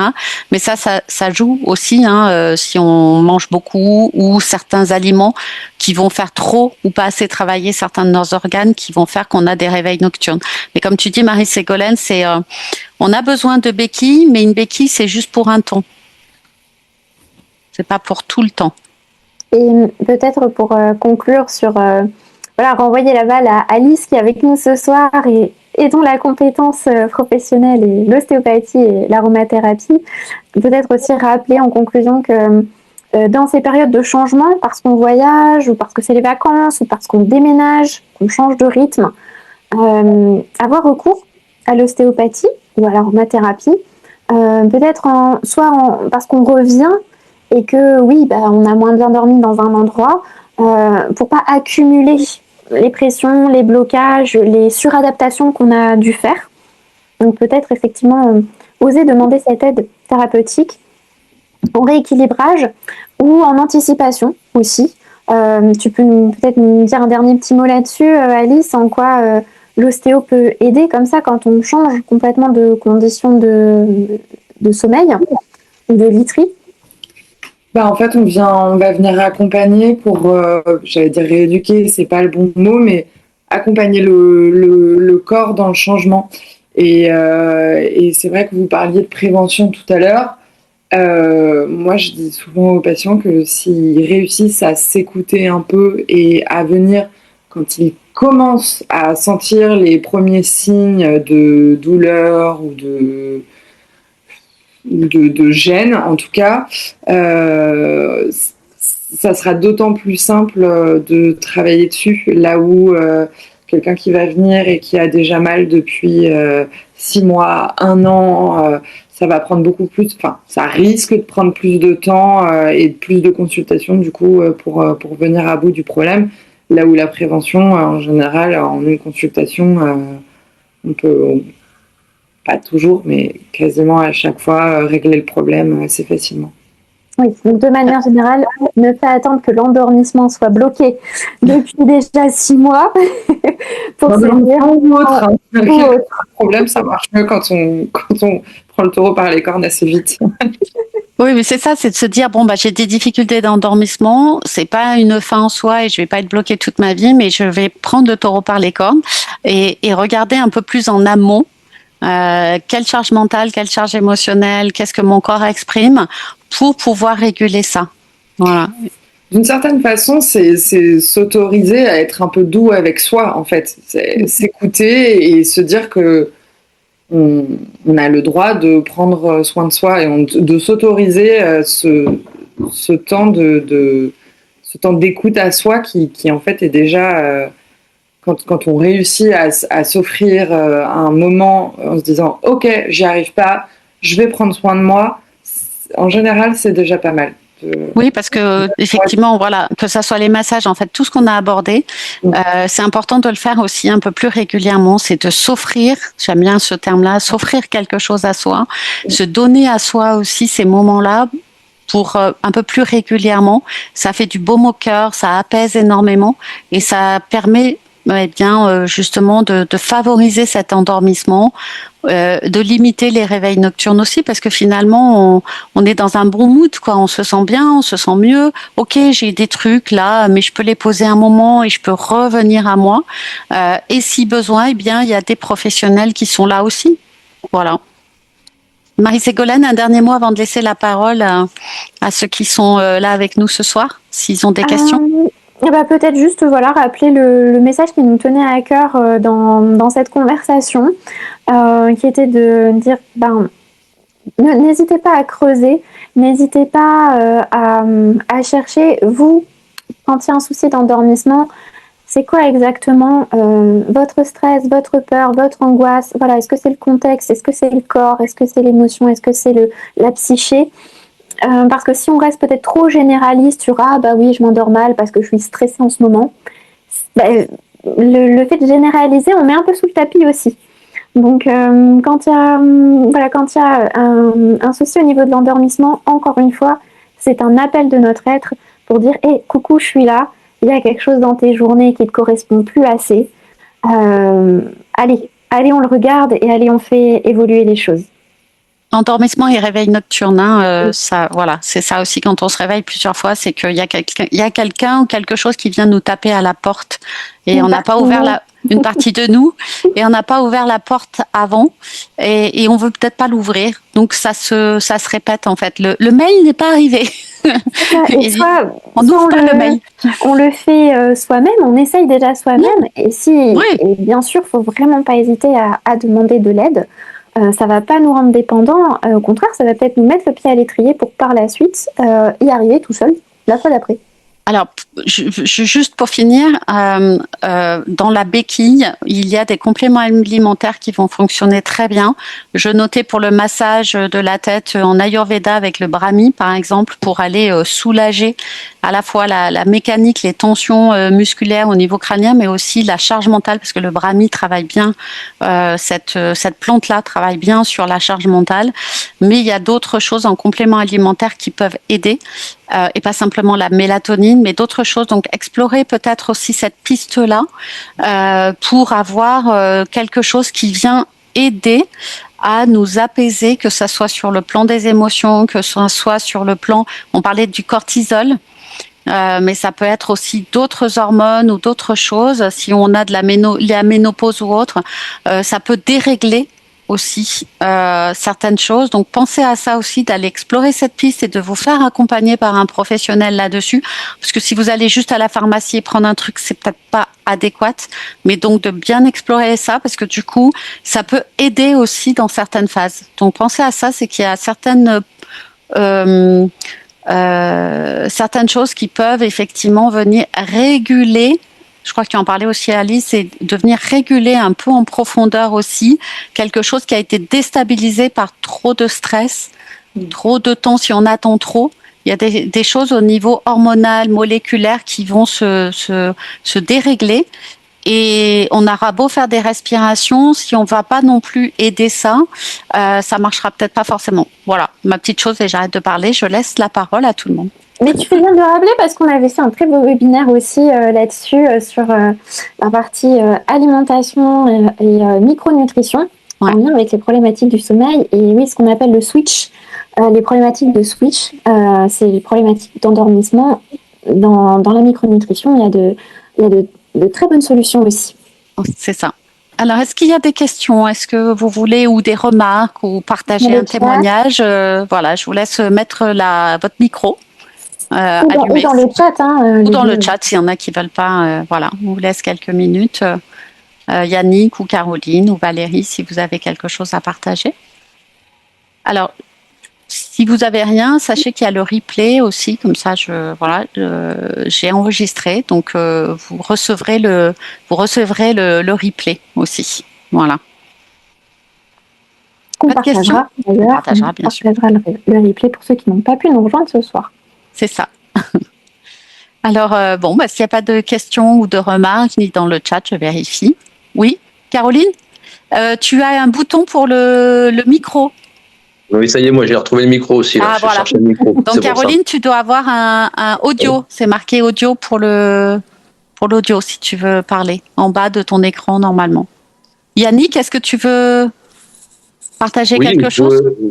Alors partager, oui. Enfin, donc merci déjà pour ce webinaire, parce que c'est très complet. Je trouve très complet, parce que moi j'ai quand même pas mal de connaissances dans ce domaine-là. Alors j'ai lu votre livre, Sommeil sacré, donc déjà ça aide. Mais le complément, qu'apporte Alice avec l'aromathérapie. Alors à l'ostéopathie, moi je suis un pro ostéopathie depuis 30 ans maintenant. Donc et en préventif, moi j'allais même avant d'aller voir mon médecin traitant, j'allais voir l'ostéopathe quand j'ai un problème. Donc nous on est comme ça. Ça c'est clair, c'est un préventif. Dès qu'on a un petit bobo, faut y aller. Et oui, j'avais pas pensé à l'aromathérapie pour le sommeil. Voilà. Donc là, je découvre. Pourtant, pour toute la sphère ORL, j'ai le diffuseur, j'ai Niaouli, Titri, Ravinsara, j'ai la totale. Mais voilà, quand Alice dit Ravinsara, par exemple, pour régler le cycle circadien, donc ça, je connaissais pas. Petit grain que je l'ai aussi dans ma panoplie. Donc voilà. Donc merci pour ces conseils. C'est très très intéressant. Voilà ce que je voulais témoigner. Je vous remercie pour ce webinaire. Merci Yannick. Merci d'avoir participé. Autre chose? Caroline, ça marche pas? Ah, on a un message dans le chat. Alors, attends. Caroline, peut-être à l'écrit si le micro fonctionne pas. Tu as un petit onglet chat sinon. Mais le micro, normalement, Ouais, alors attends, je lis. J'ai ma fille de 7 ans qui a peur le soir et en règle générale...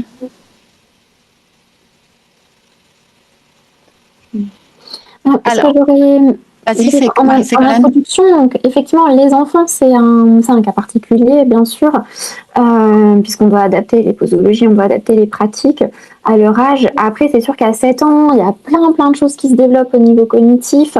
La peur le soir, il y a aussi des phases. Quand on est enfant, il y a des passages comme ça, comme des poussées de croissance cognitive, et du coup, on va avoir la peur du soir, la peur de l'endormissement. On va avoir aussi la peur de la mort, parce que autour de 7 ans, il y a des enfants, ça y est, ils ont la poussée cognitive qui permet de prendre conscience de la mort. Et la mort, l'endormissement, bon, ça reste des sujets comme ça. Des fois, chez les enfants, entre guillemets, c'est pas du tout pour banaliser, parce que c'est des périodes qui sont très inconfortables, mais des fois, il y a aussi cette généralité comme des poussées de croissance qui font que c'est entre guillemets des passages un peu obligatoires et qui perturbent le sommeil. Mais voilà, ça retrouve son équilibre derrière. Dans ce que vous citez d'ailleurs, Valérie, effectivement, on voit que vous avez déjà pensé à pas mal de pistes à explorer pour accompagner, que ce soit plus confortable. Je voulais juste rappeler que, de manière générale, sans avoir plus d'informations, voilà, il y avait cette info il y a aussi des passages comme ça qui sont normaux. Mais bien sûr, ça peut être intéressant d'aller consulter aussi, voir avec elle ce qui l'intéresse le plus pour creuser cette partie de peur, mettre des mots sur sa peur. Alors, ça peut être aussi utilisé, il peut y avoir l'attrape-rêve, il peut y avoir, on met en sécurité, alors si elle est sensible par exemple à la magie ou des choses comme ça, ou il y a des enfants qui aiment, je sais pas, les dinosaures, les ci, les là, les chevaliers, etc. C'est d'aller là-dedans, dans l'imagination, et d'aller utiliser ça pour aller se mettre en sécurité la chambre. Parfois, il suffit de changer de place à un meuble ou le lit, de réorganiser la chambre. Ça permet aussi du coup de mettre une autre énergie, parce que si effectivement elle est très sensible, ça va passer par son corps physique à la fois, donc aller masser, protéger, mettre quelque chose, mais aussi dans l'environnement. Elle peut être sensible à l'environnement. Donc, soit on change de place les choses, on met des sécurités. Moi, j'ai des enfants qui vont mettre des dessins sur la fenêtre, sur la porte, un attrape-rêve, un gris-gris, un talisman, voilà. Même si elle a 7 ans, voilà, elle peut le fabriquer, elle peut le trouver. Elle peut dire, je veux être tranquille ce soir, je veux qu'il n'y ait rien dans ma chambre qui vient me perturber. Et donc, du coup, ça fonctionne aussi. Voilà, donc c'est des choses qui sont comme ça où elle va pouvoir se sentir en sécurité. Donc peut-être voir au niveau du corps physique pour lui, comment je dirais, rassurer son corps physique dans la sensation qu'elle ressent, mais aussi, comme tu disais Marie-Ségolène, poser les émotions quelque part. Alors, moi, je vais quand même dire que ma maman était sophrologue et qu'en général, avec les enfants, c'est pas mal. Ça aide bien notamment sur des problèmes d'endormissement. Et je vais encore parler de ma maman, mais moi, quand j'étais petite, il y avait un loup dans ma chambre qui m'empêchait de dormir, qui me faisait très peur. Et un jour, ma mère a eu la bonne idée, en fait, elle retournait à son cours de gym, ou je sais plus où elle allait, et je lui ai demandé où elle allait, et elle m'a dit, comme le loup, il t'empêche de dormir, je le prends et je vais l'emmener au zoo. Alors maintenant, les zoos, c'est très... et ben, à partir de ce moment-là, le loup ne m'a plus jamais empêché de dormir. Donc parfois, il faut effectivement rentrer un peu dans le monde un peu fantaisiste de l'enfant. Comme tu le disais, Nathalie, parfois aller un peu dans le domaine ou des chevaliers ou des dinosaures et essayer d'accompagner un peu de ce côté-là. Voilà. Et puis, malaise vagal, de voir aussi au niveau du système nerveux qui doit être en tension. Donc avec l'ostéopathie ou autre chose, si le système nerveux est très en tension parce que comme elle est sensible, elle doit accumuler une charge émotionnelle très importante dans la journée avec une tension physique. Donc le système nerveux, il est hyper tendu. Donc respiration, c'est bien, mais peut-être encore aller trouver autre chose pour du coup libérer le nerf vagal et diminuer les malaises vagaux du coup. Voilà. Et la petite astuce, parce que moi j'en fais beaucoup aussi depuis petite, et il y a des petites astuces quand on sent venir le malaise vagal. Donc là, je sais pas si on voit la caméra, on met 4 doigts à partir de la base du poignet, et au niveau du 4e doigt, on masse. Vraiment, sur les premiers symptômes, ça aide beaucoup. Et la position de la grenouille, quand on peut le faire, on se met accroupi vraiment comme si on était une grenouille. Et cette position-là permet aussi de restimuler le nerf vague et de faire passer le malaise quand il est sur les tout premiers moments quand il arrive. Voilà, je partage les deux petits trucs et astuces qui marchent sur moi, bien sûr. Donc, il y en a d'autres. Je les ai appris justement avec des ostéopathes ou avec des médecins acupuncteurs, des choses comme ça. Pas hésiter à ce qu'elle puisse avoir elle aussi ces petits gestes quand elle sent que le malaise arrive pour le désamorcer tout de suite et faire repartir la machine. Et en anti-stress aussi, avant, vous avez l'EFT avec la ronde. Voilà, il y a des points de stimulation spécifiques et elle peut le faire juste le point karaté ici avec une petite phrase. Même si j'ai peur, je peux m'endormir. Même si j'ai peur, donc stimuler le point karaté. Mais sinon, il y a la ronde en tapotant certains points sur le visage ici. Ça marche très bien. Ça dure 1 minute et elle peut être en toute autonomie. Voilà. Est-ce qu'il y a d'autres Pardon. Non, je disais au sujet des adresses de sophrologues, j'ai rien en stock. Moi non plus, mais voilà. Ouais. On demandera à quelqu'un et si on en a, on vous enverra avec le mail ou le téléphone. Est-ce qu'il y a d'autres voilà, est-ce qu'il y a d'autres d'autres questions par rapport à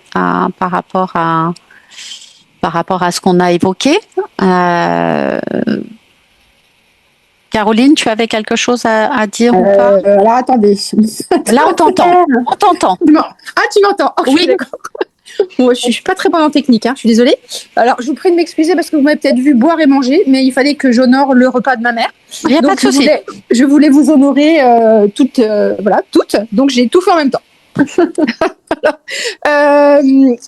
Merci pour cette belle conversation et cet échange. Pour ma part, gros trouble de sommeil depuis la ménopause. Enfin, alors, plusieurs choses quand même.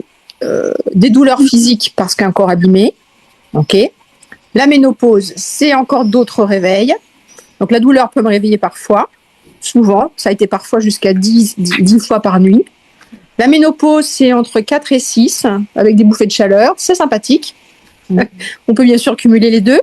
Et puis, et le petit vélo, là, au niveau du cerveau et de l'émotionnel, eh bien, c'est pas mal non plus, parce qu'une fois que c'est réveillé, si je commence à y penser, c'est très, très compliqué de lâcher prise et de faire off et de m'apaiser. Donc, mes trucs et astuces, c'est la cohérence cardiaque. Ça fonctionne bien sur moi.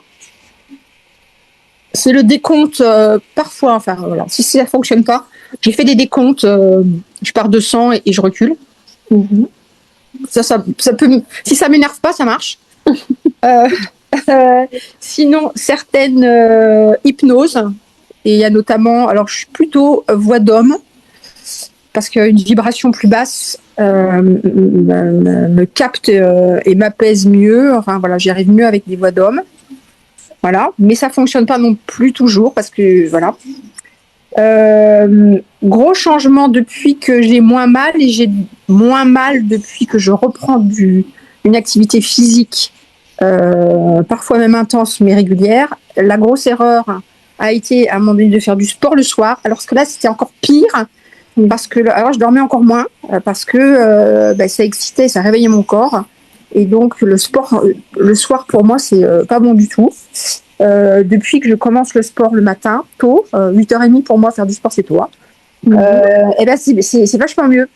C'est vraiment bien. Ça, c'est pas mal, vraiment. Donc, c'est bien. Voilà. Donc, ça, c'est vraiment bien. Bon, la ménopause, les bouffées de chaleur, c'est pas grave. Moi, je dors toute seule et j'ai les fesses à l'air. Voilà. Alors, pour la ménopause, avec les bouffées de chaleur, il y a quand même des choses qui fonctionnent bien. Il y a certaines plantes, mais il y a aussi certains compléments alimentaires. Dans la gamme avec le laboratoire Cellula Farm, il y a quelque chose qui fonctionne très bien. Voilà. Donc, on n'est pas obligé de subir la ménopause. Il y a quand même des prises en charge qui sont intéressantes si on veut pas aller dans certains produits, mais qui peuvent être globales pour aller apaiser un petit peu tout ça aussi. Voilà, je fais une petite parenthèse. Excuse-moi, Caroline. Ça. Voilà. Ouais. Merci. Voilà, donc voilà, pour moi, en gros, c'est le sport plutôt le matin, la cohérence cardiaque, ça fonctionne vraiment 9 fois sur 10. Et puis, ça fait tellement du bien au niveau de la régulation de tellement de choses au niveau du corps et des organes, que c'est quand même tellement simple, et c'est fabuleusement simple et fabuleusement efficace. Voilà. Est-ce que pour la cohérence cardiaque, tu te sers d'une appli ou tu te sers d'une vidéo de support? Non, je compte. Et au démarrage de ma session, je ne suis pas capable de faire sur 5 secondes d'inspire, expire.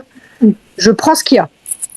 Oui, ça c'est vrai que c'est important de le répéter aussi, pas se formaliser sur la cohérence cardiaque. Il faut adapter aussi. Si au début on a le souffle court, il ne faut pas hésiter à adapter. Ça ne veut pas dire qu'on ne fait pas l'exercice. Voilà, parce que si je suis dans un état de tension ou émotionnellement à fleur, c'est quand même assez souvent, 5 secondes, j'en suis incapable. Eh bien, c'est pas grave. Si je dois faire 3 secondes, je l'ai fait.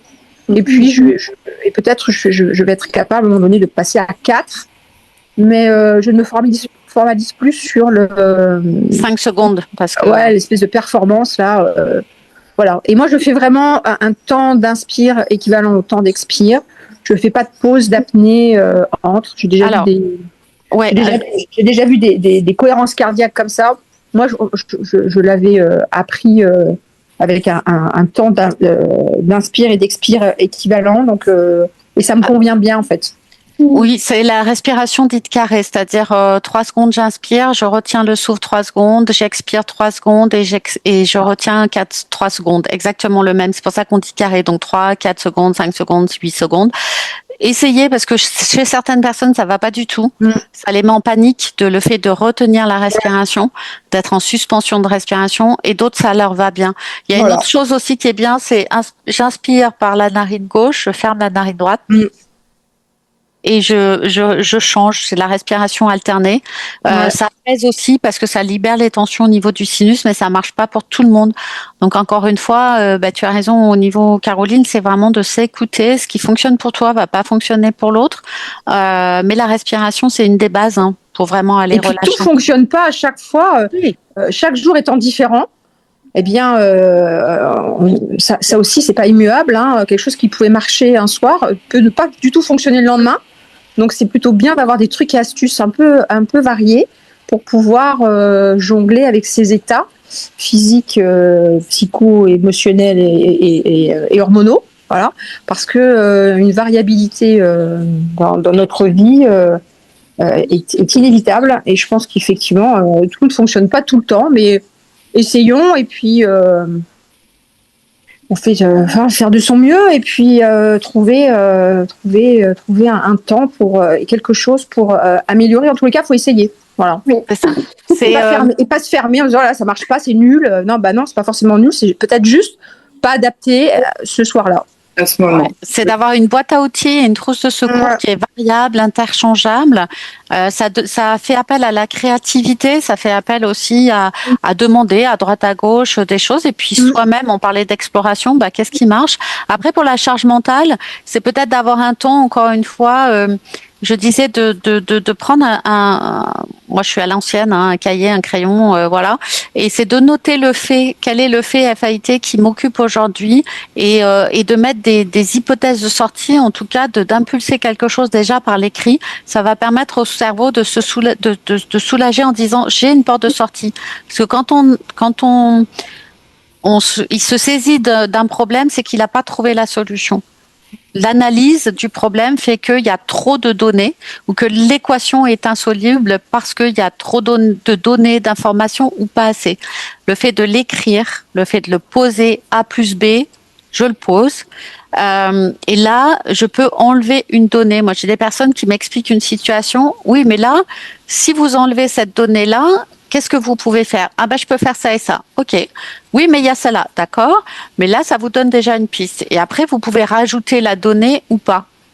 Et donc, le cerveau va être soulagé d'une certaine charge mentale parce qu'il a déjà des pistes d'exploration. La clarté mentale, elle commence à venir un petit peu plus. On n'a pas tout résolu, mais il y a un peu plus de clarté mentale, ce qui permet d'aller dans l'endormissement ou de se rendormir. C'est une piste aussi. On n'en a absolument pas parlé ce soir, mais il y a aussi la méditation hein, pour s'endormir. Oui. La méditation et Moi, il y a un exercice que j'aime bien et qui fonctionne bien pour moi, c'est les body scans. Je ne sais pas si vous voyez. Si, mais oui, tout à fait. Descendre, essayer de détendre toutes les parties de son corps les unes après les autres. Donc, je sais que les gens commencent en général par les pieds. Moi, comme j'ai plutôt tendance à serrer les dents, je préfère commencer directement par le visage et bien détendre toutes les zones de mon corps. J'ai rarement le temps d'arriver aux pieds. Et pensez à la méditation, pensez à la musique. Vous avez aussi, Caroline parlait des sons graves. Là, c'est pareil. Pour certaines personnes, ça va être les sons aigus et d'autres personnes, les sons graves. On n'est pas obligé. Moi, tout ce qui est bruit de la nature, les oiseaux, l'eau ça m'agace. Hein. Pour m'endormir, c'est même pas la peine. Hein. Ça, pas du tout. Par contre, certains sons de flûte ou autres, oui. Pensez au bruit blanc. Parce que ça fonctionne bien, ça apaise. Pour les bébés aussi, ça les apaise beaucoup, les bruits blancs. Vous avez des petits appareils. Voilà, quand j'avais des acouphènes, c'est des petits appareils portables. Ils font le bruit de la vague aussi. Comme ça, et ça apaise énormément, surtout les nourrissons, mais les adultes aussi. Et ça émet un bruit blanc, une certaine fréquence, qui vient calmer le système nerveux. Et dans les bruits blancs, on peut aussi faire avec notre électroménager. Moi, ça marche très bien, par exemple, le lave-vaisselle. Si je lance le lave-vaisselle le soir, ça me fait mon bruit de fond, parce que j'ai un petit espace, donc je l'entends. Mais c'est quelque chose, oui, peut-être parce que ça fait un peu comme tu dis, la vague, il y a l'eau qui est brassée, et il y a une forme de régularité dans le cycle. Donc, le bruit blanc peut être aussi quelque chose qui est très pratico-pratique, hein, mais le cerveau va se caler dessus. Et du coup, il se laisse porter pour s'endormir. Voilà. Pensez au son, parce que le son, c'est une vibration, c'est une fréquence. Parfois, certains disent il faut qu'il y ait le silence pour s'endormir. Moi, j'ai besoin de silence, mais il y a d'autres personnes, le silence peut être angoissant aussi, et on s'en rend pas forcément compte. Et ça, c'est comme tu disais, Marie-Sécolène, d'aller explorer pourquoi le silence peut être angoissant ou pourquoi le bruit peut être gênant. Et du coup, ça va décoincer des choses, on va avoir des clés de compréhension. Donc, essayez d'explorer plusieurs pistes, la méditation. Et il y en a, la méditation, ça va être une voix d'homme, une voix de femme ou de la musique, simplement. Et d'autres, pas du tout. Donc, testez, essayez, soyez créatifs, amusez-vous. Dédramatiser autant que faire se peut pour revenir au fait que c'est un message de quelque chose dans notre journée ou notre journée à venir. Le sommeil troublé. Voilà. Autre chose? Ah oui, pour ce dont tu parlais par rapport les abeilles là. La respiration du bourdon. Ouais. Oui. La respiration du bourdon, elle est, j'avais appris ça en yoga, elle est majorée, elle fonctionne. Enfin, moi, je trouve que ça fonctionne mieux si vous mettez les mains sur les oreilles, parce que du coup, ça fait vraiment caisse de résonance et c'est un truc de fou comment ça détend. Voilà, tu essaieras. Qu'est-ce que ça détend? musculaire. Oui, ça détend. Ça majore vraiment la vibration interne, quoi. Parce que ça te met vraiment dans ta cabane, dans ton être. Ça résonne plus, tu essaieras. Et moi, je trouve ça plus efficace avec les mains sur les oreilles. Ouais. Et ça, je trouve ça vraiment. C'est rigolo à faire avec les enfants, même pour les enfants. Oui. Ah oui, les enfants, ça marche très bien hein, pour tout ce qui est. Ouais. Plus particulièrement la colère, mais la colère, ça peut être de l'agacement, du stress, enfin voilà. Mais essayez, ouais. Ah bah super. Merci Caroline d'avoir partagé ça.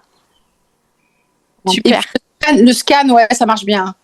Voilà. En sophrologie ou en méditation, peu importe, plutôt guidée. Ça va. Pensez aussi, pour les enfants, ça marche bien, hein, le body scan adapté à l'âge de l'enfant aussi. Ça lui permet de prendre conscience aussi du corps physique et des tensions qu'il peut avoir dans son corps. Voilà, ça peut être des petites aides aussi. Pour les enfants, il y a un truc qui marche aussi, pas avec tous évidemment, mais les massages de pieds. Ah oui. Ou des jambes pour bien ou des mains, mais petits massages sur les enfants pour bien les détendre avant de dormir. Pour les adultes aussi, hein, ça marche bien. Tout à fait, mais en général, il y a moins de monde pour. Ah bah alors, zut. Mais les enfants, moi, je sais que j'ai une amie, son fils, il a quel âge maintenant? Il a 9 ou 10 ans et je crois qu'il lui réclame tous les soirs son massage. Elle me dit qu'elle commence à en avoir un petit peu marre parce que parfois ça dure une demi-heure, mais il s'en lasse pas trop de son petit massage avant de dormir. C'est son petit rituel de dodo qui le relaxe bien. Oui, voilà, le rituel. Pensez à des petits rituels, c'est sympa. Et juste peut-être pour conclure sur le rituel, portez une attention aussi à ce que vous lisez, ou ce que vous écoutez, ce que vous regardez avant de vous endormir. Parce que même si on est très, très confortablement installé dans son lit, eh bien, il y a des personnes, elles ne se rendent pas compte, mais le fait de lire des livres à gros suspense ou des livres très noirs, des choses très dures, même si c'est un article de journal, un sujet très très dur, eh bien hop, on peut se récupérer une charge émotionnelle à ce moment-là, au moment de notre lecture, alors qu'on se dit c'est quand même mieux de lire que d'être sur son téléphone avant de s'endormir. Mais attention quand même au type de sujets qui sont traités, parce que on s'en imprègne d'autant plus dans ce moment de ralentissement avant l'endormissement. Donc ça, c'est une petite attention à de quoi on se nourrit au moment de s'endormir. Pas que le repas qu'on a fait juste avant, mais aussi les thématiques de ce qu'on regarde, de ce qu'on lit, voilà, de ce qu'on entend. Ça va être joué. C'est très juste. Merci Marie-Ségolène. Eh bien, merci Alice. Vraiment, c'était super intéressant. Merci de ta participation et tous ces éclairages. Et sur l'aromathérapie aussi, je retiens pas mal de choses. J'ai tendance à complètement oublier ça. Donc, merci pour cette piqûre de rappel. J'ai tout ce qu'il faut aussi, un peu comme Yannick. Il y a plein de choses, mais voilà, ça passe. On ne pense pas aller piocher dedans. Oui, c'est ça. On les achète parce que ça nous parle, parce qu'on aime bien, et puis on oublie de s'en servir. Merci Marie. Voilà. Oui, c'est ça. Je vais les sortir. Je vais aller les sortir, tu vois, tout de suite. Et hop, sur la table de nuit. Le Ravine, ça rend plus gelé. Donc hop là. Merci Marie-Ségolène. Merci de ton éclairage et toujours aussi pertinent et cohérent. Merci à toi. Merci à tous ceux qui ont participé ce soir. Voilà, et sachez qu'il y a le replay, donc c'est enregistré. Je vais vous l'envoyer ou ce soir ou demain à chacune. Voilà, et si vous avez des questions, n'hésitez pas aussi. Je mettrai dans le mail les coordonnées d'Alice et de Marie-Ségolène. Voilà, Alice, vous avez entendu, elle est ostéopathe et aromathérapeute sur Paris. C'est bien ça, Alice? Tout à fait, dans le 18e. Voilà. Et Marie-Ségolène, c'est pas en présence, c'est par téléphone en visio? C'est ça, c'est en distanciel. Donc médium et décodage des rêves. Voilà, et trouble du sommeil aussi. Du sommeil aussi, on a évoqué. Et spécialisé sur la séparation un petit peu plus. Voilà. À la base, plutôt sur le deuil, effectivement. Voilà. Et il y a beaucoup de parallèles entre la thématique du deuil et les troubles du sommeil. Donc ça reste très très proche. Eh bien, merci. Bonne soirée à tous. À bientôt. Merci beaucoup. Merci à vous. Au revoir. Au revoir.